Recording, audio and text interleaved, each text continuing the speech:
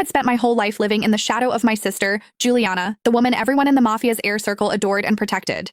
She had no idea that I had been reborn. Just like in my previous life, she smiled sweetly and gently, insisting that I pick my fiancé first, pretending to be thoughtful and gracious. However, this time I refused. In my previous life, I naively believed she meant well. I married the man she recommended, Chester Kane, an heir who was said to have been paralyzed after an ambush. I gave up my right to inherit the family, becoming his caretaker, his crutch, the medicine he used to fight loneliness. However, no matter how much warmth I gave him, his heart remained frozen. The truth only came out during my sister's pregnancy celebration.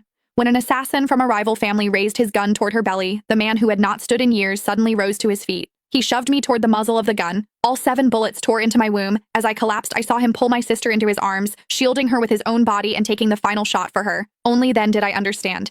He had never been paralyzed. His family had never abandoned him. He pretended to be sick because Giuliana's heart belonged to another man, and he refused to be tied to me. "I'm sorry, Tanya," he said. "I lied to you. However, I couldn't let Giuliana lose the heir she's carrying. I'll repay what I owe you in our next life." When I opened my eyes again, I was back on the day my father asked us to choose our marriage partners.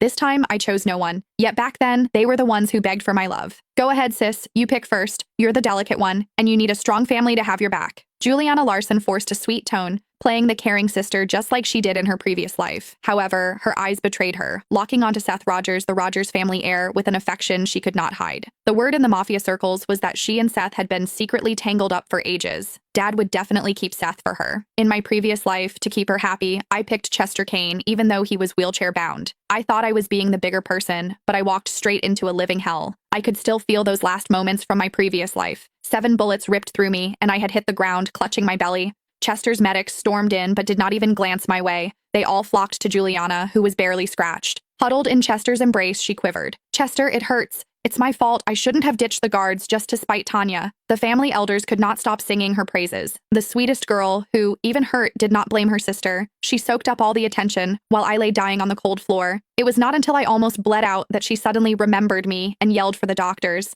"Save my sister! What are you waiting for? Go!" Her tears sparkled like diamonds in the light. That was when I saw through her act. That was why I laughed when Dad asked me who I wanted. "Since Giuliana is so thoughtful, I won't hold back. I'll take Seth." "What?" Giuliana's smile disappeared as her eyes welled up with tears. "Tanya, you're well aware of my relationship with Seth." Chester's head snapped up, his eyes widening in shock. Then my father's hand struck my face with a force that echoed through the room. "Look at yourself. Seth is the heir to the Rogers family. Do you really think someone like you, an illegitimate daughter, could marry him? You know he's fond of your sister, yet you choose him on purpose. Are you trying to drive your sister to her grave?" Blood trickled from the corner of my mouth, yet I could not help but smile.